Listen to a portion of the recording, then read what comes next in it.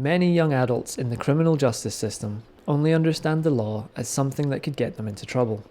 After all, that is because too often they are standing before a criminal court or sitting in a prison cell. If young adults are going to stay on a straight and narrow, they're going to need to know that the social services and the professionals around them are doing their part. The law can and should help young adults. The Justice Committee inquiries also highlighted the importance of recognising that there is a distinct legal framework and system for dealing with young adults.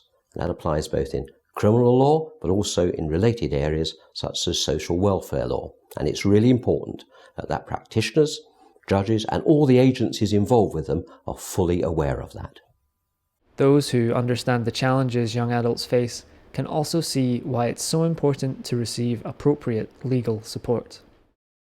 There is a whole host of different legal considerations that apply to young adults between the ages of 18 to 25. First, we have the different considerations that apply to sentencing. These are set out in the Sentencing Council's guidelines and also in the rulings of the Court of Appeal. Second, we have a whole host of different considerations that apply to young people who are care leavers and who are entitled to support with finances, education, housing, and even thinking about personal and social support under the Children Act 1989. Sentencers need to be alert to the question of whether the young adult is in fact a care leaver. And being a care leaver has a number of practical consequences. And first of all, the sentencer needs to understand that if the defendant is sent into custody, that might deprive them of a good deal of care support that would help them transition to adulthood.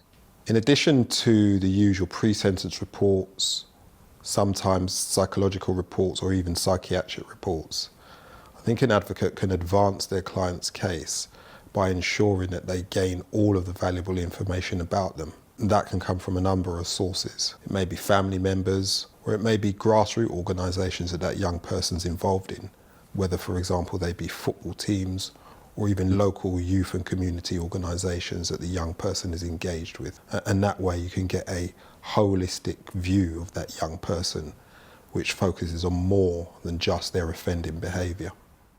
In my experience, it's really important that young people's needs are met. In ensuring this, we need to take a multi-agency approach, including social services, care leavers, youth offending workers, mental health, everyone working as a team. Having access to social care rights can make all the difference to young people in their future.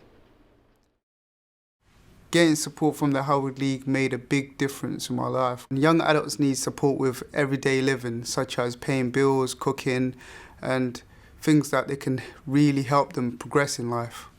I think that there should be workers who are specially trained to deal with young adults to help them with such things as legal, housing, cooking, things that they can use on an everyday basis. The law requires that the needs of young people are considered before both the criminal courts and in terms of support in the community.